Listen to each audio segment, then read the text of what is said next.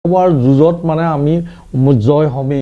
কি কাৰণে আপুনি MLA হোৱাৰ আগ্ৰহ কৰিছে? যে ৰাজনীতি দুটা কথা থাকে, এটা বাই হুক অৰ বাই ক্ৰুক তেওঁ ৰাজনীতিত প্ৰৱেশ কৰিব লাগে, টকা সম্পত্তি গঢ়িব লাগে, দালান বান্ধিব লাগে, বেংক বেলেঞ্চ কৰিব লাগে। মই অসম চৰকাৰৰ অতিৰিক্ত সচিব হিচাপে অৱসৰপ্ৰাপ্ত। ইউথ কংগ্ৰেছ, মহিলা কংগ্ৰেছ, যুৱ কংগ্ৰেছ সকলোৱে মোক আদৰণি জনাইছে। কিন্তু সংসদত ভাষণ এক বেলেগ বিষয়, ৰাজনীতিত ভোট আহৰণ কৰি এখন চৰকাৰ গঠনৰ বাবে যিখিনি ছিষ্টেম লাগে, যিটো পলিটিকেল ইঞ্জিনিয়াৰিং বুলি কোৱা হয়, সেইটো এটা বেলেগ বিষয়। গৌৰৱ গগৈ সেই ভাষণে, গৌৰৱ গগৈৰ সেই সুন্দৰ মুখখনে ভোটলৈ ৰূপান্তৰ কৰিব পৰাৰ কেপাচিটি কিমান আছে? অৰুণোদয়ৰ সন্মুখত, বিভিন্ন বাবু মাইনাৰ সন্মুখত বা তেওঁলোকৰ বিভিন্ন ৰাজনীতিৰ সন্মুখত গৌৰৱ গগৈ ব্ৰেণ্ডে ভোট আনিব পাৰিবনে? আন এক গণতান্ত্ৰিক মহোৎসৱৰ বাবে সাজু অসম। আৰু মাত্ৰ কেইমাহমান পিছতে অনুষ্ঠিত হ'ব অসম বিধানসভা নিৰ্বাচন 2026। আৰু 2026ৰ বাবে বিভিন্ন দলৰ তৰফৰ পৰা সমষ্টিয়ে সমষ্টিয়ে প্ৰাৰ্থিত্ব প্ৰত্যাশীৰ তালিকা আমাৰ হাতত আহি পৰিছে। আৰু ডেম'ক্ৰেচি লাইভৰ তৰফৰ পৰা সেই নেতাসকলৰ সেই আকাংক্ষাৰ সৈতে আমি কিছু বাৰ্তালাপ কৰিব বিচাৰিছোঁ। ডেম'ক্ৰেচি লাইভৰ ডেম'ক্ৰেটিক ডিছকাশ্যনলৈ ষ্টুডিঅ'ত মই মৰম কুমাৰ। আৰু আজি এনেগৰাকী কংগ্ৰেছ নেতা, বিশিষ্ট সমাজকৰ্মীক আজি আমি আমন্ত্ৰণ কৰি আনিছোঁ। আৰু আমাৰ ডেম'ক্ৰেটিক ডিছকাশ্যনৰ জৰিয়তে 2026ৰ বিধানসভা নিৰ্বাচনত এইগৰাকী নেতা, এগৰাকী সমাজকৰ্মীৰ নিৰ্বাচনী ৰাজনীতিত প্ৰৱেশৰ আঁৰৰ কথাখিনি, উদ্দেশ্যৰ কথাখিনি আৰু উদ্দেশ্যৰ সিটো পাৰে জয়লাভৰ পাছত তেওঁৰ কি পৰিকল্পনা আমি জানিবলৈ প্ৰয়াস কৰিম। আমি স্বাগতম জনাইছোঁ কংগ্ৰেছ নেতা সমাজকৰ্মী প্ৰবীণ বৰা ডাঙৰীয়াক। নমস্কাৰ। ডেম'ক্ৰেচি লাইভৰ কৰ্মকৰ্তা সকলোকে মই শুভেচ্ছা জনাইছোঁ। প্ৰথমতে আপোনাক অভিনন্দন জনাইছোঁ যে আপুনি নিৰ্বাচনী যি ৰণক্ষেত্ৰত নামিবলৈ, নিৰ্বাচনী যিটো ৰাজনীতি, গণতান্ত্ৰিক ব্যৱস্থাৰ বা ৰাজনৈতিক ব্যৱস্থাৰ আটাইতকৈ যিটো উত্তম উপায় ইলেক্টৰেল পলিটিক্স, যিটো এক্টিভ পলিটিক্স বুলি কোৱা হয়, সেই পলিটিক্সত প্ৰৱেশৰ বাবে আপুনি সিদ্ধান্ত গ্ৰহণ কৰিছে। আৰু শেহতীয়াকৈ আপুনি অসম বিধানসভা নিৰ্বাচন 2026ৰ বাবে কংগ্ৰেছ দলৰ পৰা 34 নং ডিমৰীয়া সমষ্টিৰ বাবে টিকট বিচাৰি আবেদন দাখিল কৰিছে। টিকট বিচাৰিবলৈ আগ্ৰহৰ কাৰণটো কি? কি কাৰণে আপুনি MLA হোৱাৰ আগ্ৰহ কৰিছে? এই কথাখিনি প্ৰথমতে জানি ল'ম। কি এই মুহূৰ্তত আপোনাৰ মনত খেলি আছে যে মই MLA হ'ব লাগে? নমস্কাৰ। মই পোনপ্ৰথমতে ভাবিছিলোঁ যে মই প্ৰথমৰ অৱস্থাত অসম চৰকাৰৰ চাকৰি কৰি আছিলোঁ। চাকৰি কৰি থাকোঁতেই তেতিয়া মনত মোৰ জাগ্ৰত হৈ আছিল যে মই যদি ইয়াৰ পাছত অৱসৰ লওঁ তেতিয়া মই ক'ৰবাত ৰাজনীতিত নামিম। আৰু সেই অনুযায়ী মই যিহেতু চাকৰি কৰি থকা অৱস্থাতো মই ছ'চিয়েল ৱৰ্ক কৰি আছিলোঁ, পাব্লিকক সমাজ সেৱা কৰি আছিলোঁ। আৰু অৱসৰ 22 চনত জুন মাহৰ কৰাৰ পাছতে মই এই কংগ্ৰেছ দলত জইন কৰিছোঁ। আৰু কংগ্ৰেছ দলত জইন কৰাৰ পাছতে মই ডিমৰীয়া 34 নং ৱাৰ্ডৰ 34 নং কনষ্টিটুৱেঞ্চিৰ পৰা এই আমাৰ যোৱা কিছুদিনৰ আগত যি আমাৰ লাষ্ট ডেট 30 তাৰিখ হৈ আছিল, 30 তাৰিখলৈকে বঢ়াই দিছে, মই 20 তাৰিখে এপ্লিকেশ্যন তাতে কৰিছোঁ। এতিয়া কথাটো হ'ল, ৰাজনীতি মানে পাব্লিক কানেকশ্যন, ৰাজনীতি মানে ভোট, আৰু সেই ভোট দিব লাগিব জনতাই। এতিয়া প্ৰবীণ বৰা ডাঙৰীয়াই তেওঁৰ মনৰ ইচ্ছাৰে MLA হ'ব খুজিছে, নে যিসকলে ভোট দিব সেই ভোটৰ পৰা কিবা আপোনাৰ বাৰ্তা আহিছে যে আপুনি আহক? কথা কোনটো? যে ৰাজনীতি দুটা কথা থাকে, এটা বাই হুক অৰ বাই ক্ৰুক তেওঁ ৰাজনীতিত প্ৰৱেশ কৰিব লাগে, টকা সম্পত্তি গঢ়িব লাগে, দালান বান্ধিব লাগে, বেংক বেলেঞ্চ কৰিব লাগে, বাকী সকলোকে আজি যিটো ৰাজনীতি। আৰু আপোনাৰ ক্ষেত্ৰত কোনটো কথা প্ৰযোজ্য? কিন্তু আপোনাৰ ক্ষেত্ৰত এটা কথা আমি ক্লিয়াৰিফিকেশ্যন দিব লাগিব, যদিও মই এটা ছিষ্টেমৰ কথা ক'লোঁ যে বিগত সময়ছোৱাত আপোনাক দেখি আহিছোঁ ক'ৰবাত বিহুৰ সভাপতি, ক'ৰবাত ইটো অনুষ্ঠান সভাপতি, ক'ৰবাত মন্দিৰৰ বিভিন্ন অনুষ্ঠানত সহায় সাহায্যৰে বিভিন্ন কাম কৰি আহিছে। গতিকে আপোনাৰ উদ্দেশ্যটো কোনটো আপুনি জানো আপুনি নিজক সেলফ ডিফেন্স কৰিবলৈ ক'ব নাই মই সমাজৰ কাম কৰিবলৈ আহিছোঁ বা কৈছোঁ কোনখিনি কথা ক'ব যে আপোনাৰ মনৰ ইচ্ছাৰে MLA হ'ব বিচাৰিছে নে আপোনাক MLA হোৱাটো কোনোবাই বিচাৰিছে নহয় চাওক এতিয়া কথা হ'ল কি মোৰ ধন সম্পত্তি বিল্ডিং গাড়ী মটৰ লোভ নাই মই যিহেতু মানুহজন এজন ছ'চিয়েল ভাল পাওঁ ৰাইজক সমাজ সেৱক কৰি মই ভাল পাওঁ মই নিজে নাখায়ো এজন ব্যক্তিক খুৱাই ভাল পাওঁ গতিকে সেয়ে মই আগৰ পৰাই এটা মোৰ মনোভাৱ আছিল যে যিহেতু যদি মই অৱসৰ লওঁ মই অসম চৰকাৰৰ অতিৰিক্ত সচিব হিচাপে অৱসৰপ্ৰাপ্ত যিহেতু মই ঘৰত বহি নাথাকি মই আপুনি কিছুদিনৰ আগত বা আজি 2-3 বছৰ আগৰ পৰা প্ৰায় দেখি আহিছে মই নামঘৰ মন্দিৰ পাঞ্জাবাৰী বহুত আশে পাশে বিভিন্ন গুৱাহাটীত অনুষ্ঠান প্ৰতিষ্ঠানবিলাকৰ লগত জড়িত হৈ আছিলোঁ ৰাইজে আপোনাক বিচাৰে মই এই কথা জানো ৰাইজে মোক মানে যিহেতু মোৰ ডিমৰীয়াটো মোৰ ঘৰ আছে ডিমৰীয়াত এটা এইবাৰ আপোনাৰ নতুন কনষ্টিটুৱেঞ্চি হৈছে দিছপুৰৰ পৰা ফাটি গৈ ডিমৰীয়া কনষ্টিটুৱেঞ্চি হৈছে তাৰ জনসাধাৰণ তাৰ আমাৰ ডিমৰীয়া কনষ্টিটুৱেঞ্চিত 3টা ব্লক এটা নুনমাটি ব্লক এটা চন্দ্ৰপুৰ ব্লক আৰু এটা আমাৰ ডিমৰীয়া ব্লক সেইটো সোণাপুৰত আৰু তাৰ মণ্ডল আমাৰ 15জন মণ্ডল আছে এই মণ্ডল বুথ কমিটি ইউথ কংগ্ৰেছ মহিলা কংগ্ৰেছ যুৱ কংগ্ৰেছ সকলোৱে মোক আদৰণি জনাইছে যে আপুনি ইয়াত আমাৰ নিচিনা এজন ব্যক্তি যদি আমাৰ কনষ্টিটুৱেঞ্চিত এপ্লিকেশ্যন দিয়ে ৰাইজৰ কিছু সহায় হ'ব আৰু ময়ো মনস্থ কৰিলোঁ যিহেতু গোটেই কংগ্ৰেছৰ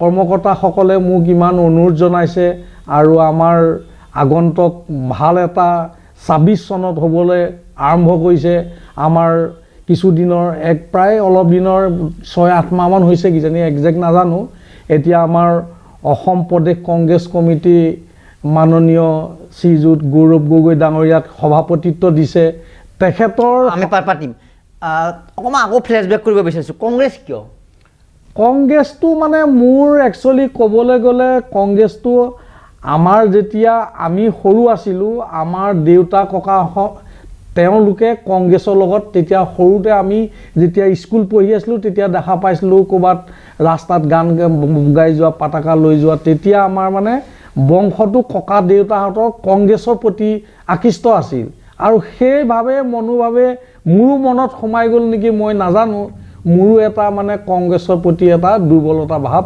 আছিল মনে মনে ভিতৰে ভিতৰে চাকৰি কৰি থাকোঁতেও আছিল সেই অনুযায়ী মই মানে কংগ্ৰেছটো বাছি ল'লোঁ যাতে মই কংগ্ৰেছ দলত মই যাতে কংগ্ৰেছৰ এটা প্লেটফৰ্মৰ জৰিয়তে ৰাইজক যাতে মই সহায় কৰিব পাৰোঁ দুখীয়াজনক সহায় কৰিব পাৰোঁ যেনেকৈ যিকোনো প্ৰকাৰে ৰাইজক উপকাৰ কৰিব পাৰোঁ এইটো এটা মনস্থ কৰিছোঁ নিশ্চয় শৈশৱৰ কথা ক'লে পিতৃক দেখিবা সেইখিনি সময়ত যে কংগ্ৰেছৰ মিটিং বা পৰিৱেশ এটা এইটো বাহিৰৰ পৰা দেখা শৈশৱ মনৰ বা কুমলীয়া মনৰ এটা ধাৰণা আছিলে কিন্তু কংগ্ৰেছত যোগদান কৰাৰ পিছত ভিতৰত সোমাই কংগ্ৰেছটো কি দেখিলে আপুনি কংগ্ৰেছটো কি বুলি ৰাইজক ব্যাখ্যা কৰিব আপুনি না কংগ্ৰেছটো এটা চাওক কংগ্ৰেছটো এখন মহাসাগৰৰ গতে এই কংগ্ৰেছ দলটো আমাৰ ভাৰতখন স্বাধীন কৰিলে কংগ্ৰেছ দলৰ গান্ধী আদি কৰি যিসকল মহান ব্যক্তি আছিল তেখেতলোকে স্বাধীন কৰিছে আৰু তেখেতলোকে স্বাধীন কৰি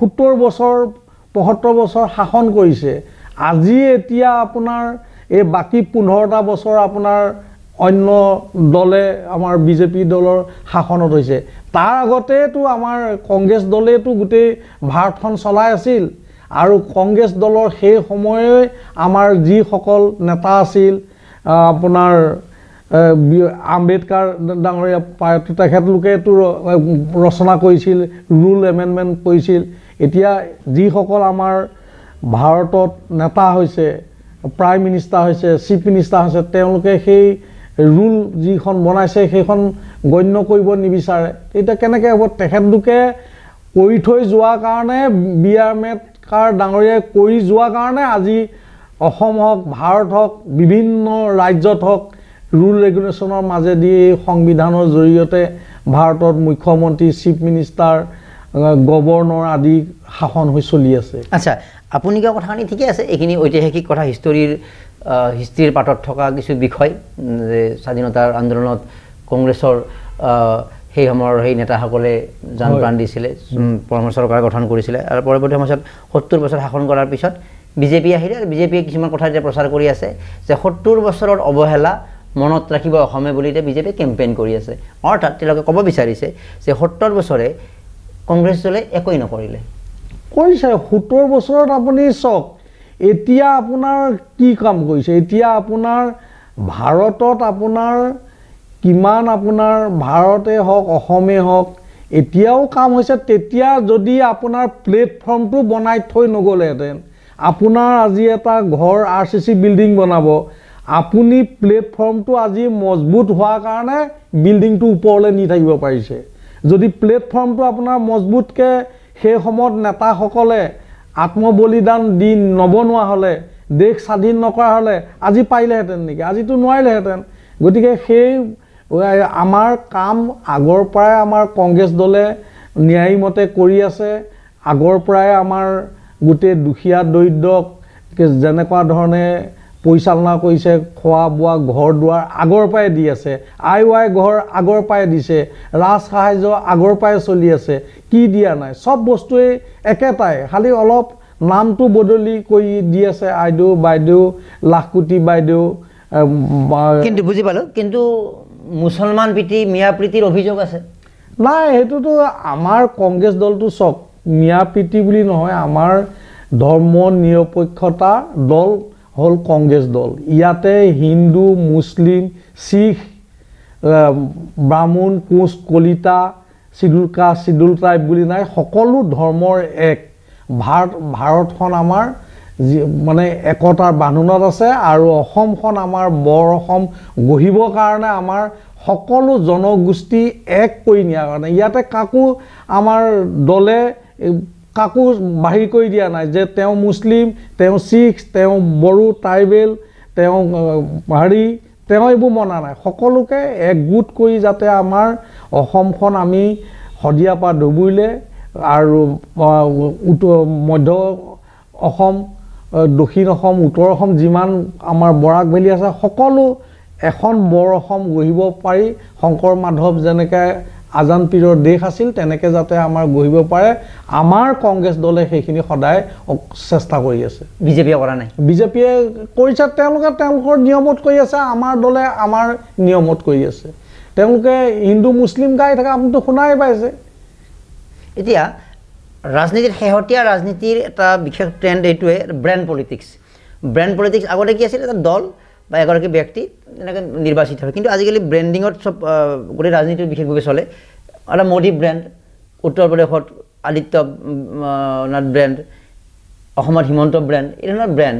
এতিয়া এই ব্ৰেণ্ডবিলাকৰ অপজিশ্যনত বিভিন্ন ৰাজ্যত বিভিন্ন নিৰ্বাচন হৈছে, বিভিন্ন সময়ত মুখ ঠেকচা খাইছে। 2026ত আপোনালোকৰ ব্ৰেণ্ড হ'ব গৌৰৱ গগৈ। আপুনি কি দেখিছে, ডিমৰীয়া হওক, বিভিন্ন ঠাইত হওক, গৌৰৱ ব্ৰেণ্ড আমি দেখিছোঁ যে লোকসভাত মোদীৰ চকুত চকুত হৈ, অমিত শ্বাহৰ চকুত চকুত হৈ, বহু ভাষা প্ৰবক্তাক তেওঁ হিন্দী ইংৰাজীত সুন্দৰভাৱে কৰিব পাৰি, এইটো আমি সকলোৱে দেখিছোঁ। তাৰ বাবে তেওঁ পুৰস্কাৰ হিচাপে উপদলপতিৰ নিচিনা পদবীও পাইছে, সেই পদবীৰ সদব্যৱহাৰো কৰিছে। কিন্তু সংসদত ভাষণ এক বেলেগ বিষয়, ৰাজনীতিত ভোট আহৰণ কৰি এখন চৰকাৰ গঠনৰ বাবে যিখিনি ছিষ্টেম লাগে, যিটো পলিটিকেল ইঞ্জিনিয়াৰিং বুলি কোৱা হয়, সেইটো এটা বেলেগ বিষয়। গৌৰৱ গগৈ সেই ভাষণে, গৌৰৱ গগৈৰ সেই সুন্দৰ মুখখনে ভোটলৈ ৰূপান্তৰ কৰিব পৰাৰ কেপাচিটি কিমান আছে? অৰুণোদয়ৰ সন্মুখত, বিভিন্ন বাবু মাইনাৰ সন্মুখত বা তেওঁলোকৰ বিভিন্ন ৰাজনীতিৰ সন্মুখত গৌৰৱ গগৈ ব্ৰেণ্ডে ভোট আনিব পাৰিবনে? নিশ্চয় পাৰিব, কাৰণ আপুনি চাওক, আপোনাৰ যিটো আমাৰ লোকসভা ইলেকশ্যন হৈ গ'ল, আমাৰ গৌৰৱ ডাঙৰীয়া সভাপতি, তেখেতে যোৰহাট কনষ্টিটুৱেঞ্চিৰ পৰা লোকসভালৈ নিৰ্বাচিত হৈছে। তেখেতৰ ইলেকশ্যনত আপুনি দেখা পাইছে যে সেই ইলেকশ্যনত অসম চৰকাৰৰ সকলো মন্ত্ৰী, চিফ মিনিষ্টাৰকে আদি কৰি বহু মন্ত্ৰী বিধায়ক তাত বাহৰ পাতি আছিলে, আৰু গৌৰৱ গগৈ আমাৰ সভাপতি ডাঙৰীয়া অকলে এজন। তাততো আমাৰ বৰ ডাঙৰ নেতা দিল্লী বম্বে পৰা এনেকুৱা অহা নাই, এদিন আহিছে আমাৰ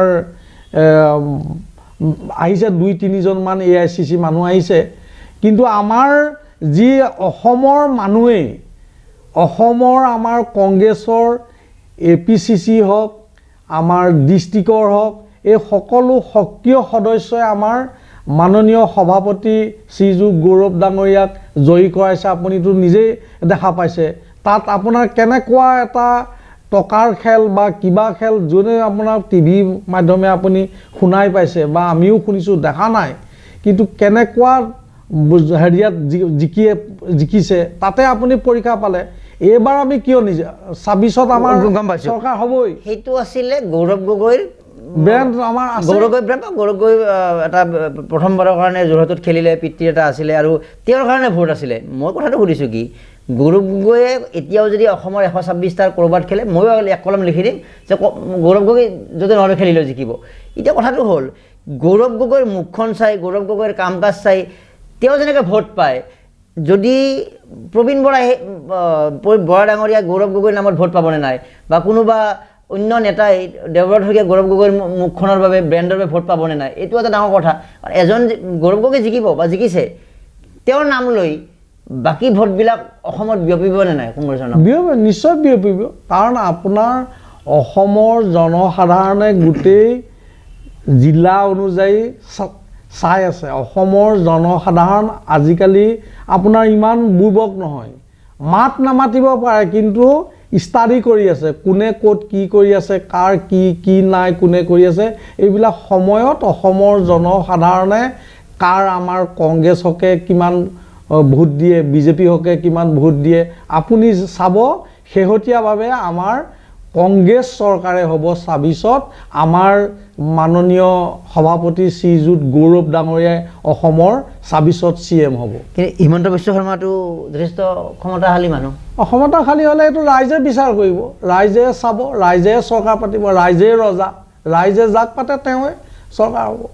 কিন্তু আপোনালোকৰ আত্মবিশ্বাস আছে? আমাৰ আত্মবিশ্বাস আছে, আমাৰ 100 আত্মবিশ্বাস আছে। আমাৰ সভাপতি শ্ৰীযুত গৌৰৱ ডাঙৰীয়াই মানে গৌৰৱ গগৈক মানুহে একচেপ্ট কৰা 100% কৰিব, 100% কৰিব। এতিয়া আমি আহোঁ ডিমৰীয়া কথালৈ। আপোনাৰ এইখিনি অকণমান অভাৰঅল কথা পাতিলোঁ, কাৰণ অভাৰঅল কথাটো হ'লেহে আপুনি আপোনাৰতো থাকিব, সেইকাৰণে আমি অকণ পাতি ল'লোঁ, বা আপোনাৰ দৃষ্টিভংগীও ৰাইজে গম পালে যে দলটোৰ প্ৰতি আপোনাৰ বিশেষ এটা অধ্যয়ন আছে, মই অৱগত হ'লোঁ। এতিয়া কথাটো হ'ল, আপোনাৰ সমষ্টিটো বাছি লৈছে ডিমৰীয়া। হয়, ডিমৰীয়া কিয় বাছি লৈছে আপুনি? ডিমৰীয়ানো কি?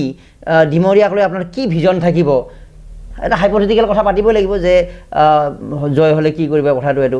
এইখিনি মুহূৰ্তত সেই সমষ্টিটোক লৈ আপোনাৰ ভিজন কি আছে? বস্তুটো যে মই এইকাৰণে এই সমষ্টিটোত এই কথা আছে, এইখিনি তাত প্ৰয়োজন আছে, মই এইখিনি বুজি পাইছোঁ, তাত জনগঠনি এনেকুৱা, এইবিলাক কথা এনেকুৱা, কি দেখিছে? এনে ডিমৰীয়া যিটো আমাৰ অৰিজিনেলি দিছপুৰ কনষ্টিটুৱেঞ্চি আছিলে, 52 নম্বৰ কনষ্টিটুৱেঞ্চি, এতিয়া কাটি গৈ পেলাই আপোনাৰ 34 ডিমৰীয়া কনষ্টিটুৱেঞ্চি হৈছে। ডিমৰীয়া কনষ্টিটুৱেঞ্চিটো গুৱাহাটী মেট্ৰ' জিলা আণ্ডাৰত পৰে। এইটো এটা এনেকুৱা প্ৰাকৃতিক মনোমোহা দৃশ্য, আপুনি আজিৰ ডেটত চাওক ডিমৰীয়া কনষ্টিটুৱেঞ্চিত কিমান পিকনিক পাৰ্টি যায়, আপোনাৰ চন্দ্ৰপুৰত কিমান যায়, হাতীশিলা আছে, কিবা কলংপাৰ আছে, বিভিন্ন মোৰ এতিয়া সকলোবিলাক জেগাত, সোণাপুৰত কিমানটা পিকনিক প্লেচ আছে, মানে ভৰপূৰ সমষ্টি। আৰু এই সমষ্টিটোত আপোনাৰ বিভিন্ন জনগোষ্ঠী আছে, কাৰ্বি, বড়ো, ইংতি, ৰাহাং, আপোনাৰ হিন্দু, মুছলিম, বেংগলী, সকলো চিডুল কাষ্ট, চিডুল ট্ৰাইবছ, সকলো সম্প্ৰদায়ৰ আপুনি ডিমৰীয়া কনষ্টিটুৱেঞ্চিত পাব। আৰু এই কনষ্টিটুৱেঞ্চিটোত খুব শান্তিপূৰ্ণ মানুহে বাস কৰি আছে। আৰু এই কনষ্টিটুৱেঞ্চিটোত আটাইতকৈ মানে খেতি হ'ল, মূল খেতি হ'ল কৃষি, ধান খেতি।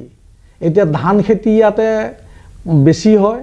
ধান খেতিও আপোনাৰ আপুনি মেইন নেশ্যনেল হাইৱে 37 যাওঁতে চাব, দুই পাৰে ধান খেতি।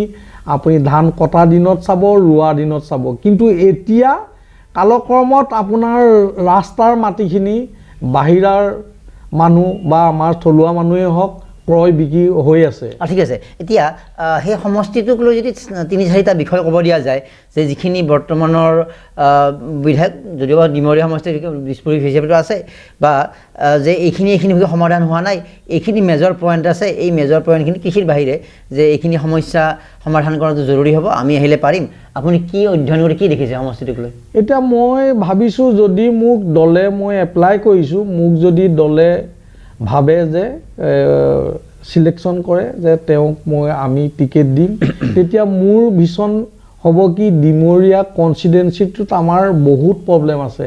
কাৰণ ইয়াৰ আগতো চৰকাৰ বহুতবাৰ হৈছে, এই 10 বছৰটো তাতে আপোনাৰ জ্বলন্ত কিছুমান সমস্যা আছে, যেনে আপোনাৰ খোৱা পানী একেবাৰে নাই, পাহাৰীয়া অঞ্চল বহুত, ৰাস্তা ঘাট নাই, আপোনাৰ ৰাস্তা হ'লে আপোনাৰ কিছুমান গলি ৰাস্তা আছে, পানী নাই, হস্পিটালাইজ মানে কিবা এটা মানুহ এজন যদি ডেলিভাৰী কেছে হওক, মানুহ এজন ৰাতি হঠাৎ বেমাৰ হ'লে এম্বুলেঞ্চ এখন নোসোমায়, সেইবোৰ ৰাস্তা ঘাট বহল কৰিব লাগিব, পানী, খোৱা পানী, আৰু যিসকল জনসাধাৰণ আছে বহু মানুহ উচ্ছেদ হৈছে, সেইখিনি মানুহ মানে পুনৰ বিবেচনা কৰিব লাগিব।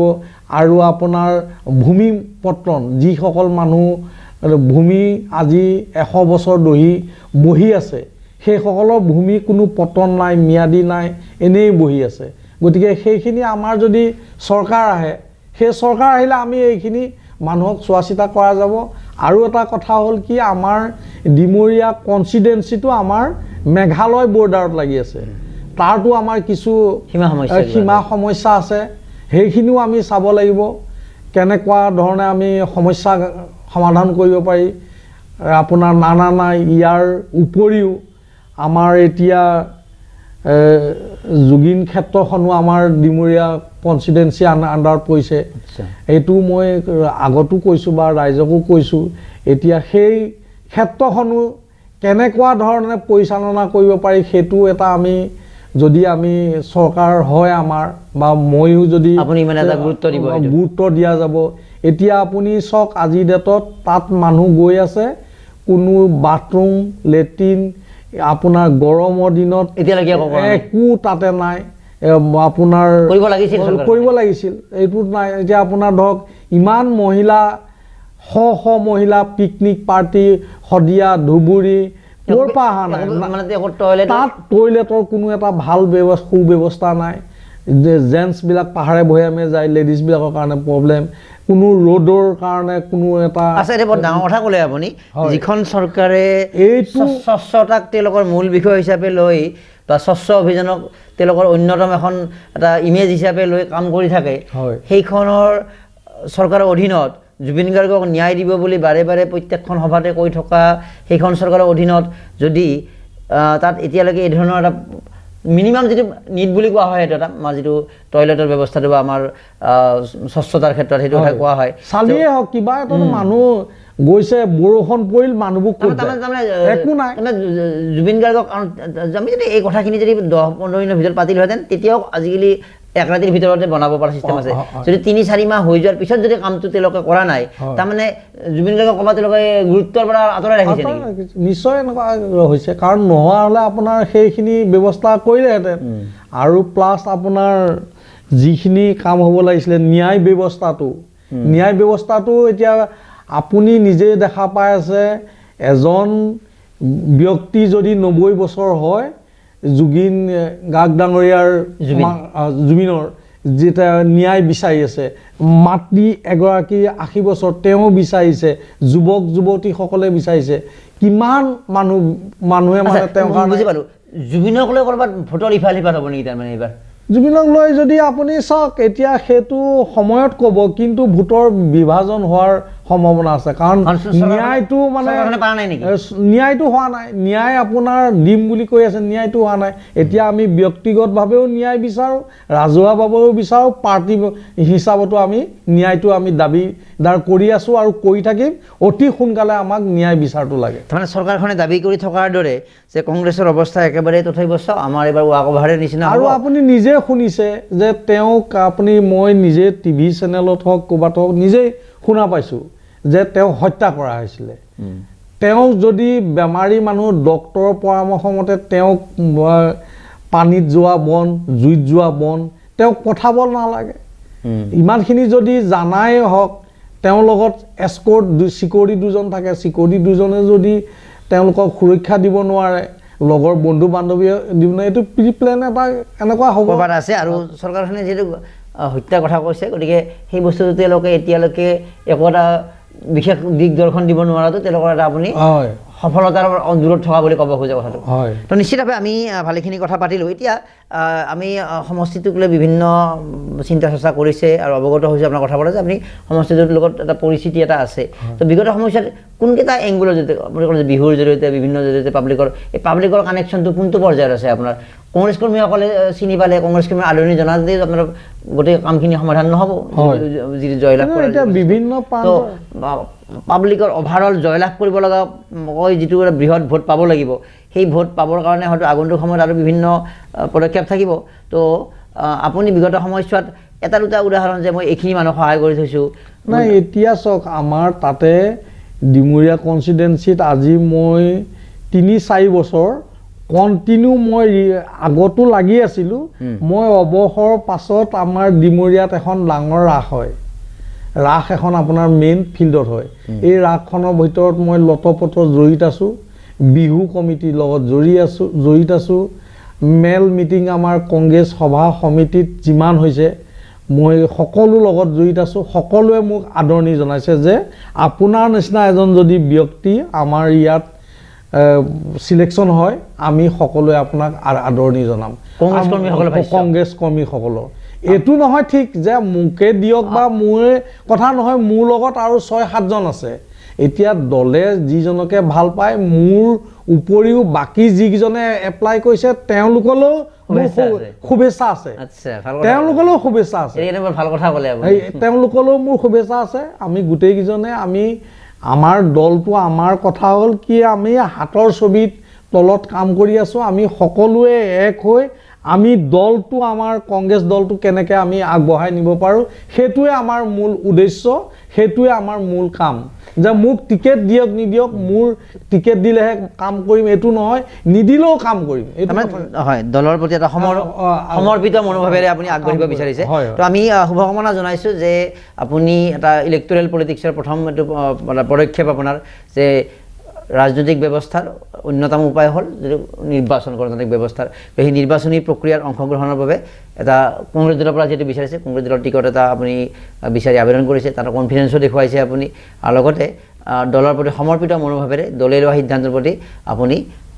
সম্পূৰ্ণ সমৰ্থন থাকিব বুলি উল্লেখ কৰিছে আমি ধন্যবাদ জ্ঞাপন কৰিছোঁ শুভেচ্ছা জ্ঞাপন কৰিছোঁ তো টিকট পাব বুলি আমি ধৰি ল'লোঁ হাইপথেটিকেল এটা আমি এটা কাল্পনিকভাৱে যদি সুধোঁ সমষ্টিবাসীক কিবা কৈ থ'ব নেকি আগতীয়াকৈ যে মই আহি আছোঁ সমষ্টিবাসীকতো মই আজিও মিটিং কৰিছোঁ কালিও মিটিং কৰিছোঁ যে সমষ্টিবাসীয়ে কৈছে যে আপুনিয়ে জয় হ'ব মোৰো এটা দৃঢ় বিশ্বাস আছে যে মই কনষ্টিটুৱেঞ্চিটোত মই কাৰণ যিহেতু গভৰ্ণমেণ্ট অফিচাৰ হিচাপে মই বহুদিন কাম কৰিছোঁ অভিজ্ঞতা আছে আৰু কোনটো ফাণ্ড ক'ৰবাৰ পৰা আহে কনষ্টিটুৱেঞ্চি SC পৰা কেনেকৈ আহে ST পৰা কেনেকৈ আহে সকলোখিনি মোৰ জনা আছে মই যদি সিলেকশ্যন পাওঁ বা মোক দলে দিয়ে তেতিয়াহ'লে মই দলে দিয়ক নিদিলেও মই সেই কনষ্টিটুৱেঞ্চিৰ প্ৰতিটো মোৰ এটা আন্তৰিকতা আছে আৰু মই তাত কাম কৰি থাকিম মুঠতে আপুনি এটা কথা কৈছে যুঁজ এখন হ'ব আৰু যুঁজৰ ফলাফল ভাল হ'ব 100% যুঁজ হ'ব আৰু যুঁজত মানে আমি জয় হ'মেই মানে মোক বুলি নহয় আমাৰ ডিমৰীয়া কনষ্টিটুৱেঞ্চিটোত যিজন ব্যক্তিক দিয়ক সেইজন 100% জিকি আহিব আজি মই আপোনাক ঘোষণা কৰি থৈ গ'লোঁ আৰু গৌৰৱৰ নেতৃত্ব আমাৰ অসম কংগ্ৰেছ কমিটিৰ সভাপতি মাননীয় গৌৰৱ গগৈ ডাঙৰীয়াত অসম চৰকাৰ গঠন হ'ব অসমত কংগ্ৰেছ চৰকাৰে হ'ব 26 চনত ঠিক আছে দেখা যাব আমিও দেখিম বিহুৰ পিছত কি হ'ব এইবাৰ গতিকে শুভকামনা জনালোঁ আৰু আপুনি অতি আত্মবিশ্বাসেৰে আৰু এটাই ভাল লাগিল আপোনাক যে আপুনি ৰাজনীতিত নতুন কিন্তু আপুনি উচ্চ পৰ্যায়ৰ ব্যক্তি হিচাপে আপোনাৰ ব্ৰেইনেৰে পটককৈ আপুনি কেপচাৰ কৰি লৈছে গতিকে সমষ্টিটো সম্পৰ্কত দল সম্পৰ্কত যিখিনি আপুনি ব্যাখ্যা আগবঢ়ালে আমি ভাবিম যে আমাৰ ডেম'ক্ৰেটিক ডিছকাশ্যনৰ গণতান্ত্ৰিক এই আলোচনাৰ সময়ত ডেম'ক্ৰেটিক ডিছকাশ্যনত বৰা ডাঙৰীয়াই অতি শুদ্ধভাৱে কিছু কথা তেওঁ ব্যাখ্যা কৰিবলৈ চেষ্টা কৰিলে আৰু এই কথাটোৱে আপোনাৰ দলটোৰ সম্পৰ্কত, দলৰ যিখিনি আঁচনি সম্পৰ্কত, দলৰ যিখিনি কাৰ্যপন্থা সম্পৰ্কত বা সেই সমষ্টিটোৰ কি আছে কি নাই এটা পুংখানুপুংখ অধ্যয়ন কৰিহে আপুনি যে আগবাঢ়িছে এই কথাটো আমি জানি ভাল পালোঁ। গতিকে টিকট দিয়া, টিকট পোৱা, টিকট নোপোৱা সেইটো আপোনালোকৰ ব্যক্তিগত বিষয়, কিন্তু আমি ভাবিম যে আপুনি যি এটা অধ্যয়নশীল মনেৰে আগবাঢ়িছে, আগন্তুক সময়ত আমি এটা অনুমান কৰিছোঁ যে আপোনাৰ পৰা কিবা এটা ভাল হ'ব যেন আমাৰ এটা অনুমান হয়। গতিকে আমি নিৰপেক্ষতাত থাকি বেছি ক'ব নোৱাৰোঁ ইয়াতকৈ, গতিকে আমি অভিনন্দন দিব পাৰোঁ আপোনাক আৰু অভিনন্দন জনাইছোঁ। লগতে আৰু বাকী দল, বাকী প্ৰাৰ্থী সকলো নিশ্চিতভাৱে তেওঁলোকৰ অভিনন্দনৰ পাত্ৰ যিসকলে আগবাঢ়িব। কিন্তু ছাৰ্ভাইভেল অফ দ্য ফিটেষ্ট, ডাৰউইনৰ ল, এই ছাৰ্ভাইভেল অফ দ্য ফিটেষ্টৰ ক্ষেত্ৰত যিয়ে অধিক কাম কৰিছে, যিয়ে অধিক দৃষ্টি আকৰ্ষণ কৰিব পাৰিছে তেওঁৱেই নিশ্চয় সেই টিকটটো পাব বা অৱশেষত হাঁহি মাৰিব। শুভকামনা জ্ঞাপন কৰিছোঁ। আৰু আপোনাৰ ৰাজনৈতিক এই যিটো ব্যৱস্থাৰ গণতান্ত্ৰিক প্ৰক্ৰিয়াৰ আটাইতকৈ উচ্চতম যিটো উপায় বুলি কোৱা হয় ইলেক্টৰেল পলিটিক্স, নিৰ্বাচনী ৰাজনীতিত এই প্ৰৱেশৰ এই মুহূৰ্তত আমি অভিনন্দন শুভকামনা জনাই ডেম'ক্ৰেটিক লাইভৰ এই বিশেষ অনুষ্ঠান ডেম'ক্ৰেটিক ডিছকাশ্যনৰ পৰা মই মৰম কুমাৰে বিদায় লৈছোঁ। ধন্যবাদ।